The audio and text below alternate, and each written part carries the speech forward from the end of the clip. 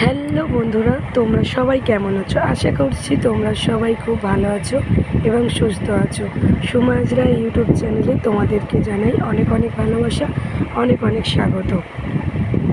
তো এই গরমটা কেমন কাটছে অবশ্যই জানাবে। আর আমি তোমাদের সামনে আর একটা নতুন ব্লগ ভিডিও নিয়ে চলে এলাম। তো সম্পূর্ণ ভিডিওটা দেখতে থাকো, আশা করছি তোমাদের খুব ভালো লাগবে। আর তার আগে বলে দিই, সুমা হাজরা ইউটিউব চ্যানেলে তোমরা যদি নতুন হয়ে থাকো প্লিজ ইউটিউব চ্যানেলটাকে সাবস্ক্রাইব করে একটু পাশে থাকবে। আর যারা যারা আমার ফেসবুক পেজ থেকে দেখছো তারা প্লিজ আমার ফেসবুক পেজটাকে ফলো করে পাশে থাকবে। তো চলো ভিডিওটা শুরু করা যাক। তোমরা সম্পূর্ণ ভিডিওটা দেখতে থাকো, আশা করছি তোমাদের খুব ভালো লাগবে। তো আমি আজকের বানাবো কাঁচা আম পোড়ার শরবত। এই গরমে কাঁচা আম পোড়ার শরবত কিন্তু অনেক ভালো লাগে। তো অনেকেরই কাঁচা আম পোড়ার শরবতটা ভালো লাগে, তো আমারও খুব ভালো লাগে। তো এই গরমে ভাবলাম একটু কাঁচা আম পোড়ার শরবতটা বানিয়ে খাই, তো একটু ভালো লাগবে। তো ওই জন্য দুটো আম পুড়িয়ে নিয়েছি। তো আম দুটোকে ছাড়িয়ে তো আমি নোটটা বের করে নিয়েছি। আর নিয়েছি বাতাসা দুটো, লেবু পাতা, আর নিয়েছি জলজিরাটা মাস্ট দেবে, অনেক টেস্ট লাগবে জলজিরাটা। তো আমি ঠান্ডা জল দিয়ে দিচ্ছি, ঠান্ডা জল দিয়ে আমি বানাচ্ছি। লাস্টে দেবো বরফ। তো তোমরা ঠান্ডা জলটা নাও দিতে পারো, তোমরা যারা যারা না ঠান্ডা খাবে, কিন্তু ঠান্ডা জলটা দিলে বেশি ভালো লাগে।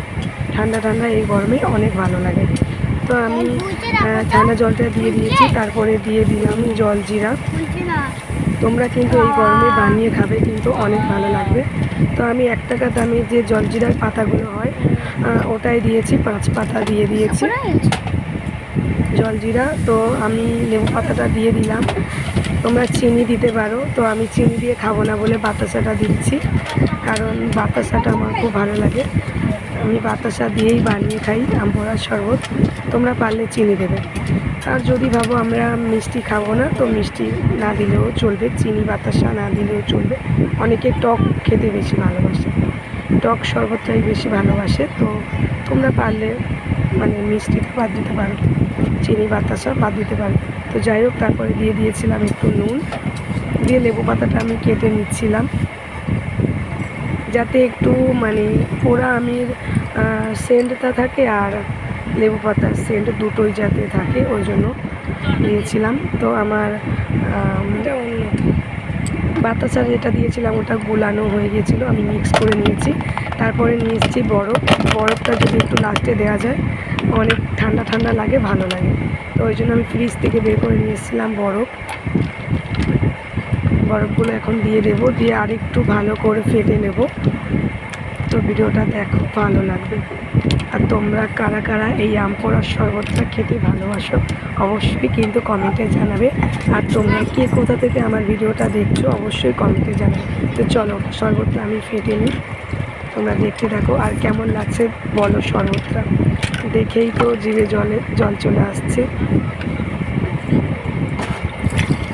তোমরা কারা কারা খেতে চাও চলে আসো, ঝটপট করে চলে আসো।